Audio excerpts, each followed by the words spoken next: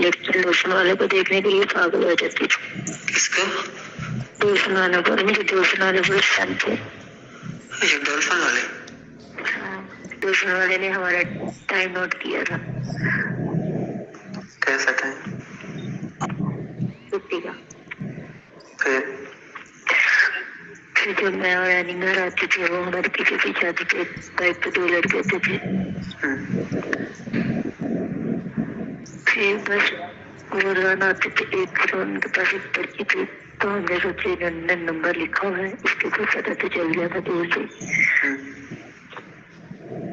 लेकिन हम मैं इतना मतलब बस पीछे थे वो सब थे, तो इसलिए आते जाते देख लेते तो मैंने तो बड़ी गड़बड़ हो जानी थी। मैं तो बड़ा डरती थी, ऐसे हल्का मामला से पसंद दीन का डर हुआ लगता था मुझे। नदीम ने देख ले और क्या मतलब कि किसी भी खाने, अब किसको क्या पता मैंने बुलाया ये मुझसे आ रहे हैं, इसलिए मैं बहुत डरती थी। तो रानी कहती थी यार नंबर लेना। ये उनके हाथ में बची कुछ मैं रानी के पास, यार तुमने आगे जाना, ये तुम्हारे पीछे ये खुद ही ले लेने इनसे नंबर।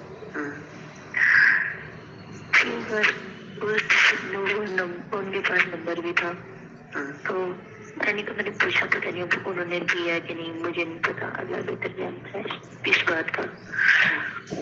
दूसरे दिन मैं इनसे पूछा, हाँ मैं तो मेरा घर तो जल्दी आ जाता ना, मतलब कि गली में कॉलेज से आते सामने गली थी, गली में तो वो कहते नहीं दिया। फिर मैंने एक हफ्ता वो हमारी गली में आते रहे, हमें घर छोड़ने आते थे। बहुत प्यारा था यार, लड़के बहुत प्यारे थे। वाले का नंबर मिल जाता तो फिर तुम नदीम को छोड़ देती।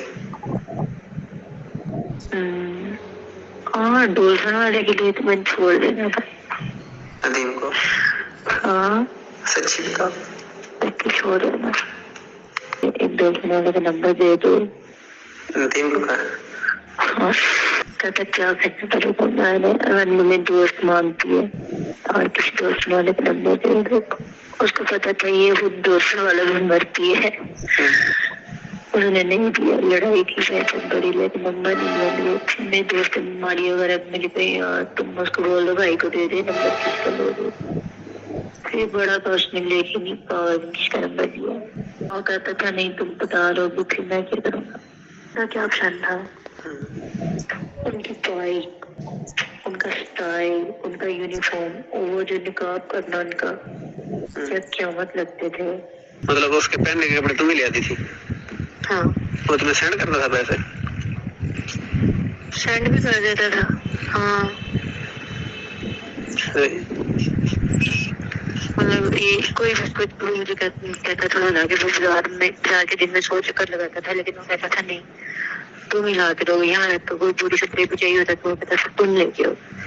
बड़े उसने फोन किए हैं शानदार को, कल से बड़े फोन कर रहा है।